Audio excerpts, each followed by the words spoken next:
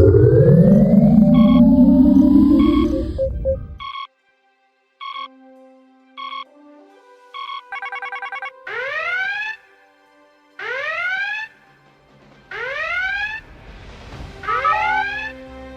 fellow Star Trek fans, welcome back to a brand new episode of 10 Forward, the episode summary and recap series brought to you as part of the Clone Star podcast. I'm your host Mike Overton, and this week we're going to be delving into Season 4, Episode 7 of Star Trek Lower Decks. The episode is titled A Few Badgeys More, but before we delve in, a quick word from our sponsor. This episode is brought to you by Sci-Fi.com. Sci-Fi.com is your one-stop intergalactic bookshop, and they have hundreds of Star Trek, Star Wars, Marvel and DC, and many other sci-fi books and comics to buy. Make sure you use discount code CloneStarPod at checkout and set the currency to British pounds, and you'll get 10% off your next purchase. Thanks Sci-Fi.com for supporting the channel. Let's get into it.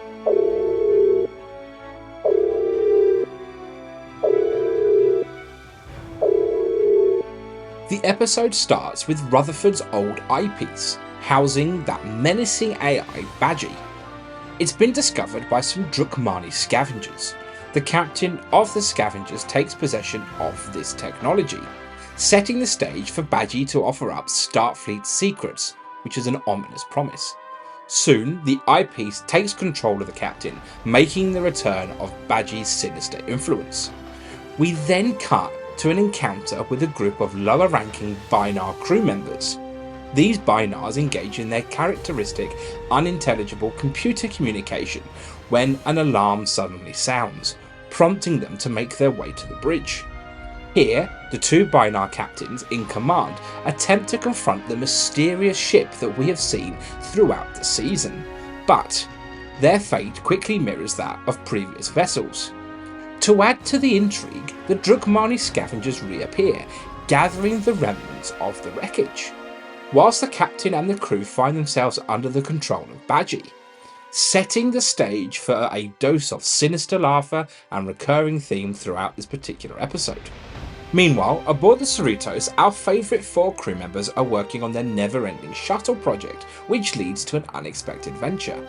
The four crew members receive a briefing about a Binar distress call, part of the recent attacks. Tendi and Boimler stay behind, however. Tendi goes to a parole hearing for Peanut Hamper, and Boimler goes to see Agamus, the megalomaniacal computer who claims to have crucial information about the attack on the Binars, but will only speak to him, humorously referring him to the stringy ensign meatpipe. Boimler joins the mission in case Agamus has genuine intel.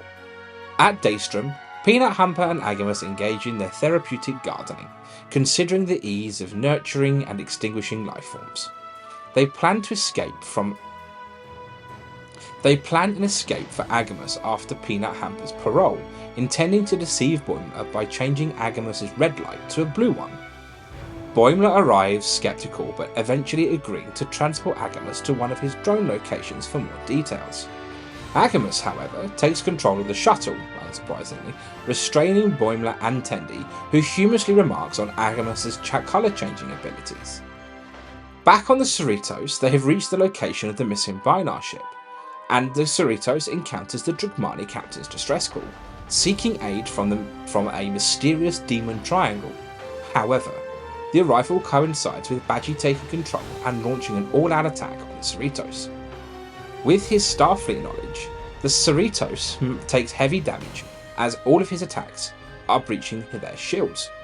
Interestingly, Badgey's AI playfully utters boop after each shot, adding an unexpected touch of cuteness to the situation.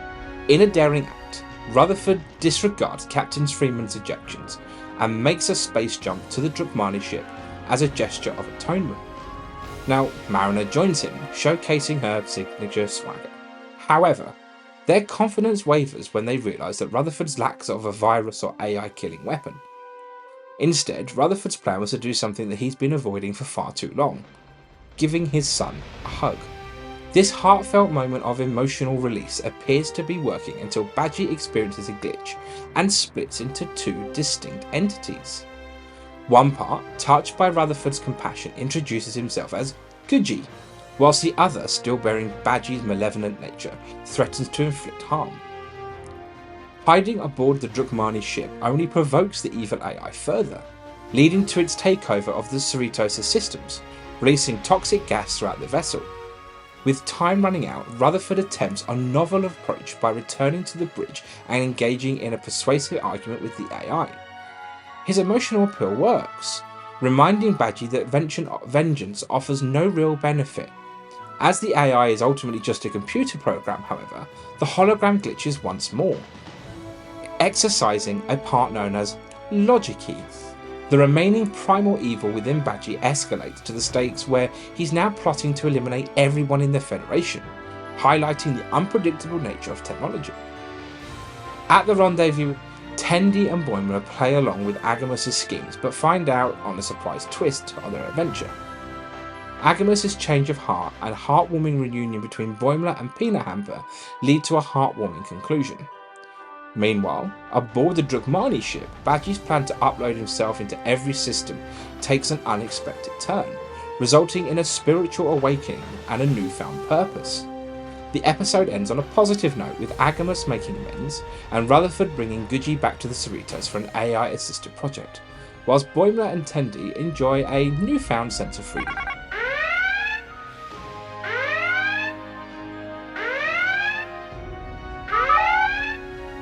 Now, whilst this was a very funny episode, one of my favourites of the season, I have to say, I'm a little bit disappointed.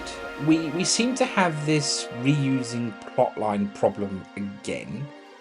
I mean, when I see sort of Guji and Badgey together, I just get Data and Law vibes. It just reminds me of, that episode in Picard Season 3 where Law wipes out Data, who then all of a sudden wipes out Law and comes back again. We get pretty much exactly the same thing again here. Guji ends up defeating Badgey and, Guji lives on. It's just not that original, and we've seen this throughout Trek time and time again, but I feel that, it's almost a missed opportunity there. The other part is bloody Peanut Hamper. I hate Peanut Hamper. Never really liked the character much. As a character, the performances were always relatively good, but I just don't like her. I just don't like Peanut Hamper. I mean, she seems to be the only exo-comp that can talk, and it's just a bit weird. But that's me.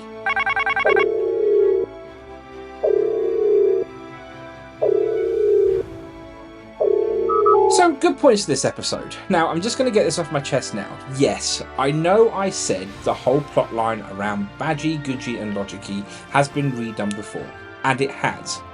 And that is a bad thing, because it does lack original ideas. However, I loved it. I have to say, it was a really good sort of mini-story, little aside plot, and I really enjoyed it. We get to see Badgey disappear, which I think is a good thing. We get to see, Logicy and Guji combine and become this new Badgey 2.0, or Guji as he's now called. And it'll be interesting to see if he has any of Badgey's traits. But yeah, that's going to be a really cool plotline going forward, and I think it's going to be I hope we get to see more of it. I'm also so happy that Jeffrey Combs is back, Agamus is back, who is that wonderful megalomaniacal computer, and he just does it. Look, Jeffrey Combs, that's all I have to say. Jeffrey Combs does an outstanding job with every character that he's given, and I'm so glad that he's back this time.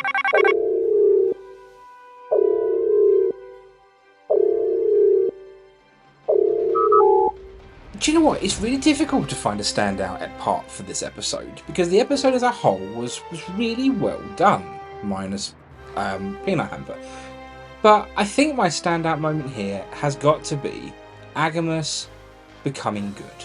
And the whole scene at the end where Agamus gets locked back up again, and I can't remember the computer's name next to him, but he kind of turns to him and says, "Can you please teach me how to become good?"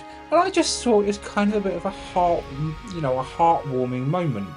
And as I said, I think the standout moment of this episode is, to be blunt, Jeffrey Combs just absolutely nails it once again. I've already said it in this episode. There isn't a lot to say, to be fair. It's a fantastic episode through and through, and yeah, I just think my outstanding moment of this week's episode is Jeffrey Combs.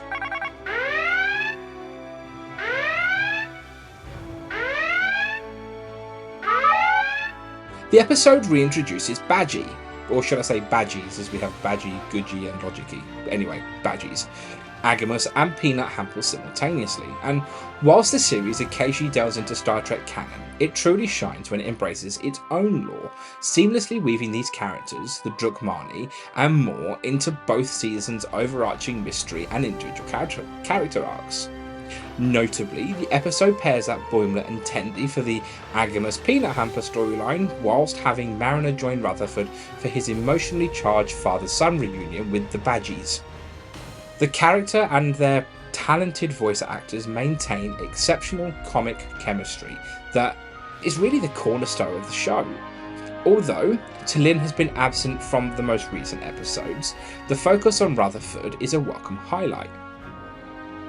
The episode benefits from some outstanding guest stars, including Jeffrey Combs, who revels in supervillain tropes as Agamus and provides some of the episode's funniest moments. Furthermore, both Agamus and Peanut Hamper undergo substantial character development, exemplifying how Lower Decks expertly balances humour and genuine depth. The episode skillfully explores themes of friendship, family and redemption. The Badgeys storyline brilliantly incorporates subtle nods to the classic Trek tales involving dangerous AIs.